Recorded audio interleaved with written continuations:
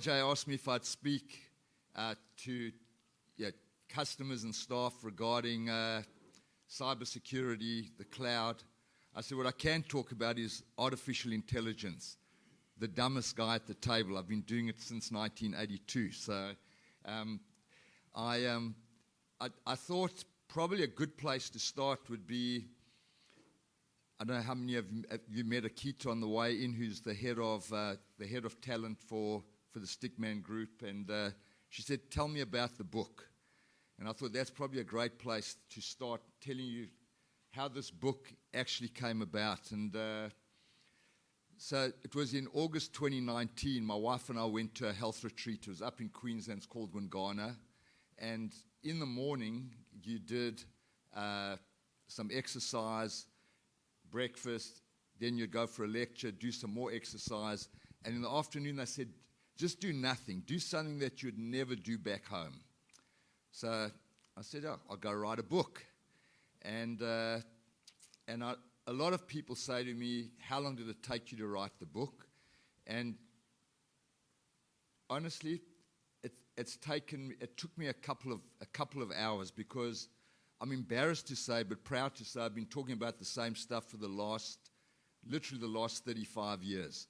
And it's all about people, and it's all about culture. And it was, I could have said it's taken me 35 years, but I always say, I talk about the same stuff, but I always go to the back page of a newspaper to try and find about a sporting team, where you always find something about culture that's a team's either succeeded or it's failed. If anyone watched the Rugby World Cup last year and just saw what happened with Australia, to me, I think we've still got a long way to go, but I think just the change in culture that Eddie Jones brought to the team just wasn't right. So I wrote the book, and then came back, and then you think, what the hell was I thinking? Who the hell would want to buy some has-beens book when there's been such incredible success in Australia with companies like Atlassian and Canvas and Afterpays? So I put it in the top drawer and didn't do anything with the book. And about a year later, I got a call from Ian Gardner, who was with AWS at the time, and he was running a podcast called Innovation Bay. And it was during COVID, and he said to me, "Dave, I'd love to do a podcast." Did the podcast, and it was the only thing I knew how to talk about, which is on people and culture. And I got really good feedback, and I sort of thought, but still did nothing, stayed in the top drawer. Another year later, I have a really good friend of mine. His name is John McLean. John McLean is an exceptional human being. John was a really good rugby league player in the era of, if any of you follow rugby league, Ben Alexander's day, and in the off season he played for Penrith. In the off season, he was training for a triathlon, got knocked off his bicycle, and was literally pronounced dead 8 times. And there was a priest who read him his last rites, and obviously he's a good friend of mine and survived. He landed up in Royal North Shore Hospital, and with 4 people in a ward, and said, "I'm the only guy who can move my arms over here. How lucky am I?" And about 6 years later, John went back to do the triathlon, which was an European triathlon, went back to do that triathlon that he'd been training for as a special needs athlete. So he did a 1-kilometer swim, he did 30 kilometers on a bike like that, and then 10 kilometers in a wheelchair. But John being John, that wasn't enough for him. He decided he was going to become the first paraplegic to complete the Hawaiian Ironman. And I've actually been to Hawaii to watch the Hawaiian Ironman, and that wasn't easy. It's boiling. And John, on his 3rd attempt, is a long story why, on the 3rd attempt became the first paraplegic to complete the Hawaiian Ironman, which is a 3.8 kilometer swim, 180 kilometers on a bicycle, and which was for John, was doing it that way, and then a 42-kilometer marathon in his wheelchair. John wanted another challenge, and he became the first paraplegic to swim the English Channel, 32 kilometers. He actually told me that there was a time where he was swimming, and they said to him, "You need to get out, John." And he said, "I'm not getting out." They said, you haven't moved in the last 2 hours. The current was that strong. He said, but I can see France. Anyway, John, being John, finished that, and amongst a whole lot of other things, he competed in the Sydney Olympics in 2000, and he's done the Sydney to Hobart, and all that on its own is amazing.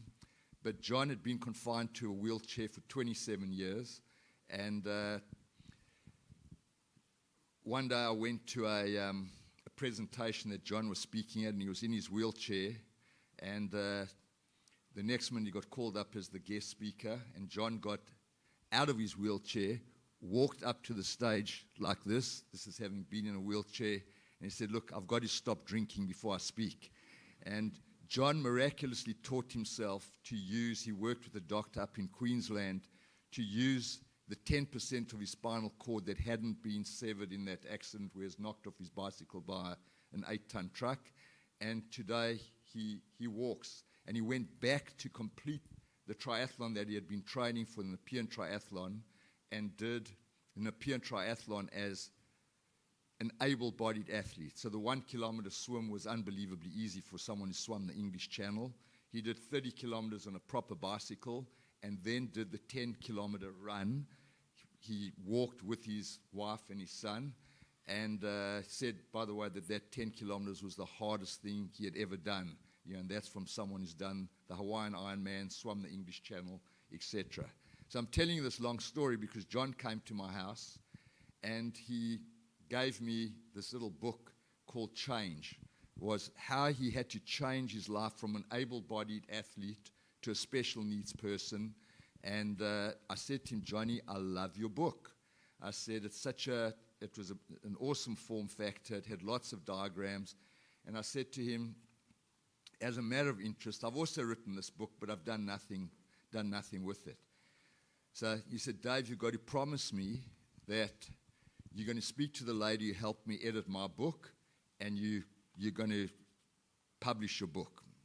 I said, gave me the lady's name, a lady, Diana Hill, and I said to her, Diana, how much will it cost to edit my book? And she said, it'll cost you about $700. So I said, okay, I'll go to the next step and edit the book. And she then said to me, you have to dedicate your book to somebody.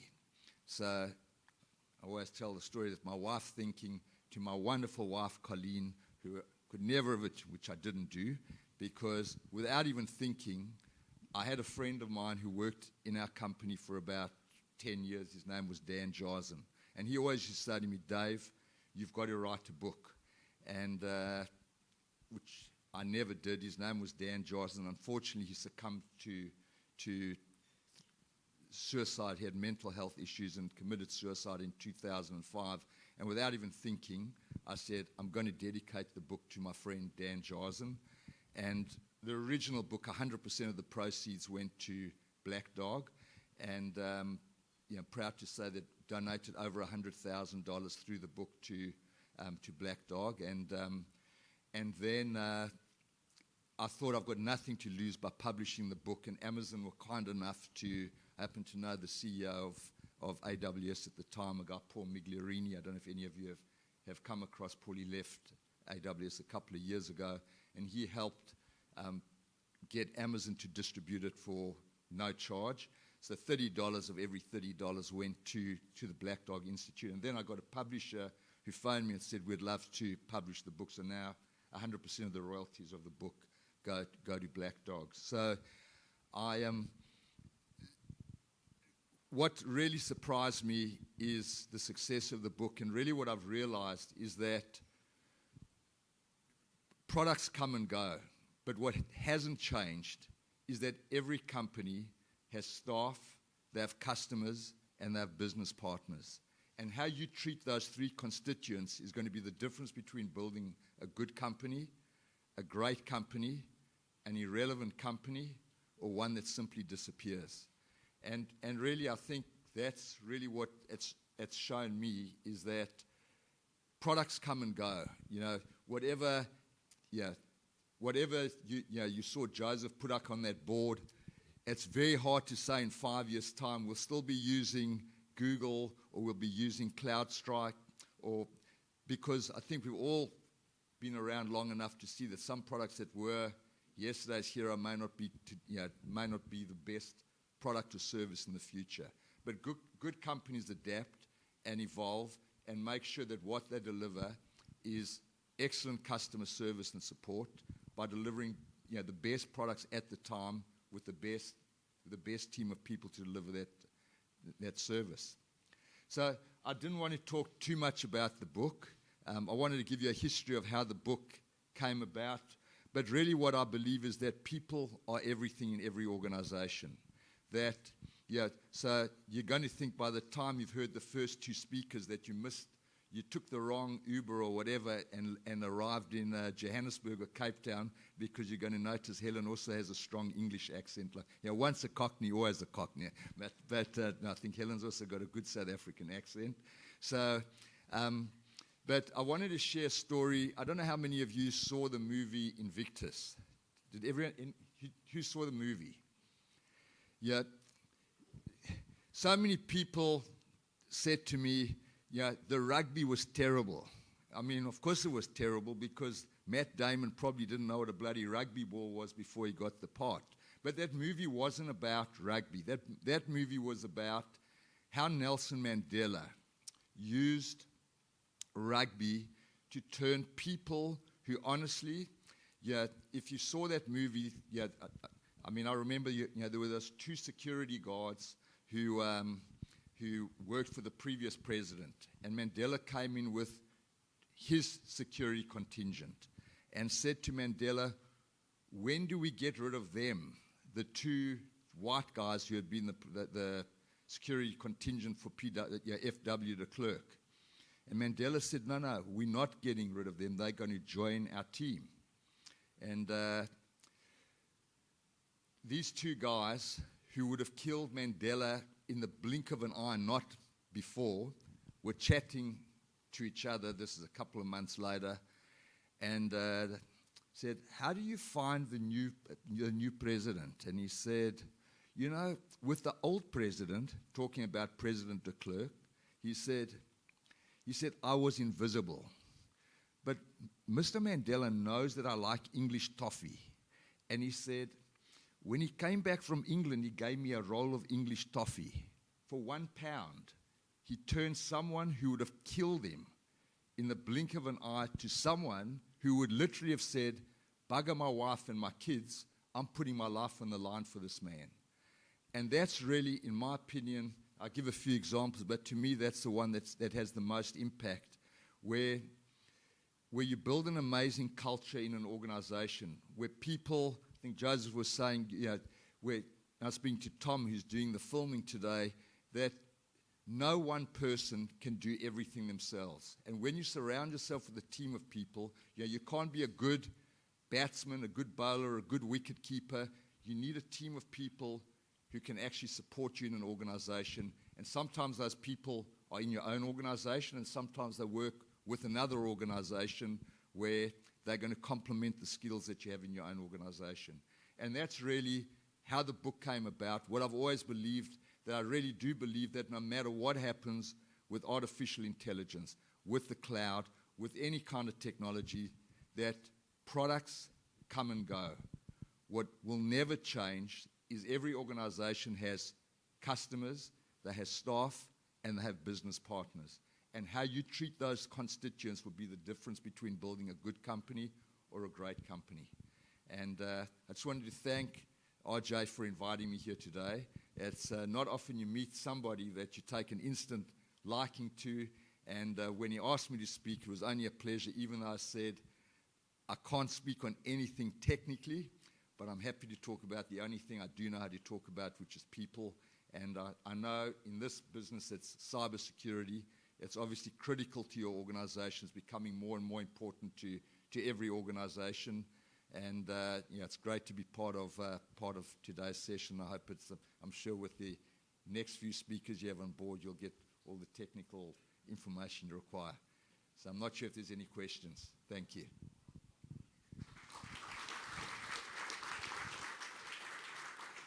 That was amazing, David. So don't let this gentleman leave without some questions. What can we think of? John.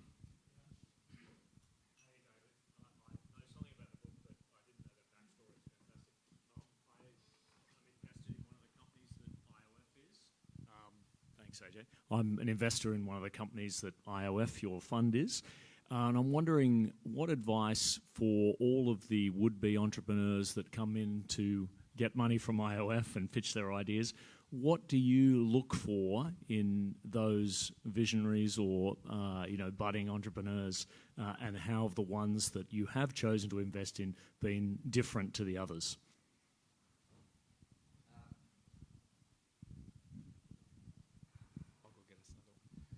So we OIF, by the way, our innovation fund is where it started. That's okay. But so the first thing that we look at is the person that we're backing, and I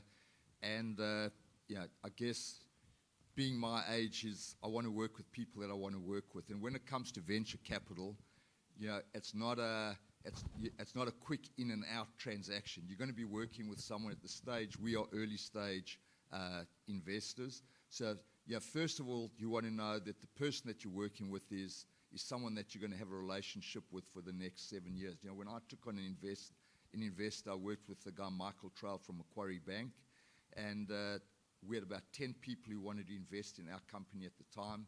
And I said to my corporate advisors, now my business partner, I want to work with Michael Trail, who happened to be with Macquarie Bank. And he said, why? I said, because if I go out with him for dinner, it's not because I have to, it's because I want to. That was in 1992. I'm still good friends with Michael Trail today because I think we went into business for the right reasons. So first of all, you want to work with people that you want to work with, and I think it's on both sides. You want to make sure that if you're taking money not because it's the highest price, but it's because it's a fair price and you're going to be working with people who are going to be adding value to your business. And what we look at is we look at the traction to date. We don't invest on a PowerPoint presentation. We like to know that there's customers that we can call. Why did you choose John's product? Who else did you consider? What have they been like to partner with? So our venture capital fund is we have no thematic. We back people, and I always say we have investments from cybersecurity at the one extreme to two guys that are digitally transforming the funeral industry at the other. It's the only one that we don't mind if the burn rate's really high, but then we have everything. We have ed tech, marketing tech, construction tech, as you know from Sean. So we want to know that there's some traction. We want to know that we want the founders to be commercial as well. I think the last 5 years, I think founders who have built business over the last 5 years have seen literally everything. They've seen pandemics where no one knew how to manage people remotely permanently. I think I'm not sure how many of you work remotely or how many of you have people who work in your teams remotely. Probably one of the best presentations for me that resonated with me, someone who's obsessed with company culture. I don't know how many of you have heard of Ben Horowitz. Ben Horowitz runs a venture capital fund together with Mark Andreessen, who invented the browser. And he interviewed the CEO of Netflix, Reed Hastings. And Reed Hastings Netflix is also renowned for their culture. There's an amazing book, the second best book on company culture. Oh, no, that's But actually, I love Ben Horowitz's book as well, by the way, which is The Hard Thing About the Hard Things, an awesome book. But so he said to Reed Hastings, he said, so Reed, I know you're obsessed with company culture. He said, what do you think of this work from home? He said, absolutely love it. He said, been doing it for the last 25 years. He said, every night and every weekend. So, so we look at the team, the ability of a person to execute on that business plan. We also want to understand. So as I was saying, the world's changed from where you had a pandemic, where money was unbelievably easy to get, and stupid decisions were made by both venture capitalists and by founders, it's not as easy to get capital today, and founders are going to invest that capital to give themselves the best chance of getting to that next stage. So, but we back people ahead of anything, and then we'll do our due diligence to make sure that the opportunity is big enough for us to, we're not fussed. I know there's some VC funds who will only back a company that is going to be, or that believe is going to be a unicorn, $1 billion exit. One of our best exits was a company called EFT Sure. It's a company that validates that your BSB and account number are, in fact, the company that you're paying. It only sold for $100 million, and I say that facetiously. The founder walked away with about $30 million. We put in $4 million in our fund, made about 27. We'd do that any day of the week. A lot of venture capital funds would say, we don't invest in companies that aren't going to exit for more than $1 billion. So we look at the team, we look at the TAM, we look at the traction the company's had today.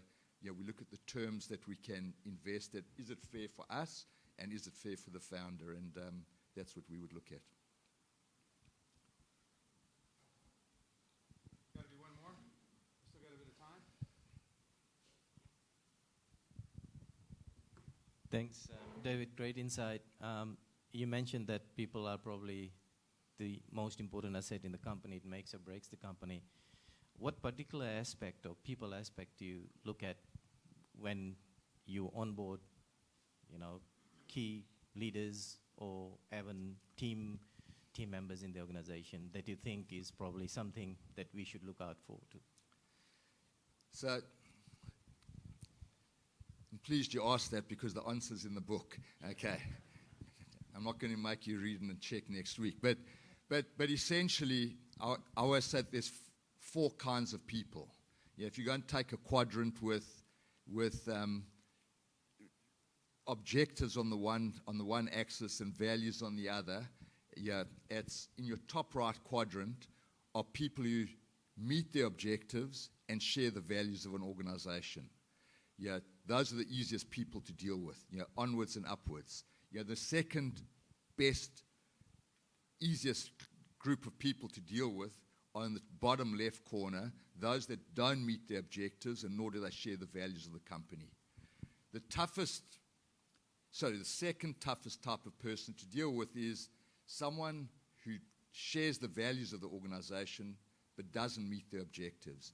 It's someone who everybody loves, is a real team player, but they need that little bit of extra support to help them get them into that top right quadrant.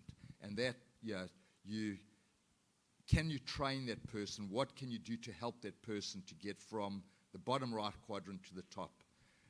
The worst kind of problem to deal with is somebody who meets their objectives but doesn't share the values of the company. And I never knew what to call that person, but it was Ariana Huffington, who was on the board of Uber, who I think everybody is aware had a pretty toxic culture under the original CEO. And she called that group of person a brilliant jerk. And it's really making sure that when you're recruiting people, that you're looking for people who both have the skills to deliver the services, but importantly, they have the attitude and are going to share the values that meet your company's objectives. And it's both of those. And I think any good manager needs to make sure that you get rid of the people in the bottom left corner, and as hard as it is, the top left corner as soon as possible. I know there was one more. I don't know if there was time for one more at the back.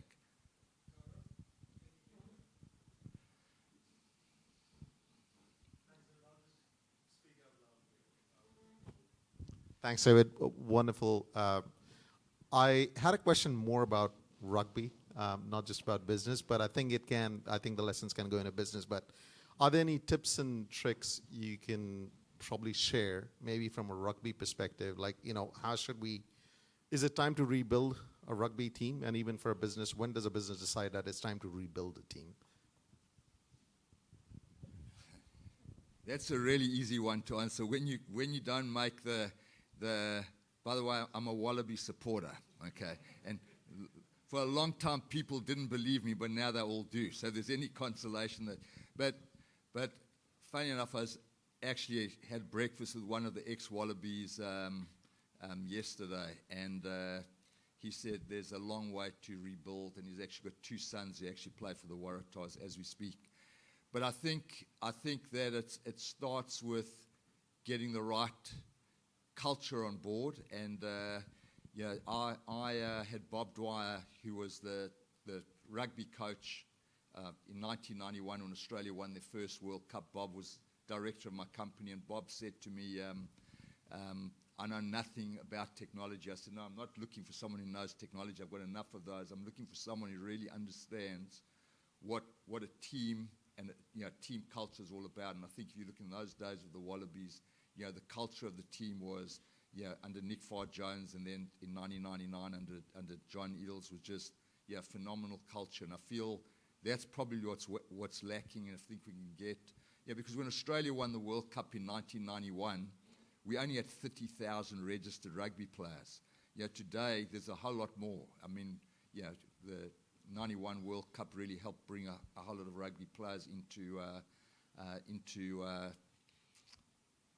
rugby union, and went from about 30,000 to 90,000, way less than the All Blacks and the South Africa and the UK, but we still were able to win 2 World Cups, and I think we still have the ability to do that. But I think there's just been a really bad culture in rugby over the last couple of years, and I hope we can fix it, but I don't think it's an overnight fix. But if you like rugby, you'll definitely like 3 pages of my book, because I summarized a book which is phenomenal. It's called Legacy, and it's about the culture of the All Blacks. It's 15 rules in the All Blacks, and there's quite a few sporting analogies in the book. And if anyone likes cricket, the foreword to my book was actually written by Ian Chappell. I met Ian Chappell when I was 6 years old in South Africa, and I'm proud to say, we're still really good friends today. He's 80, and he wrote the foreword to my book. So, Ajay has a gift for you.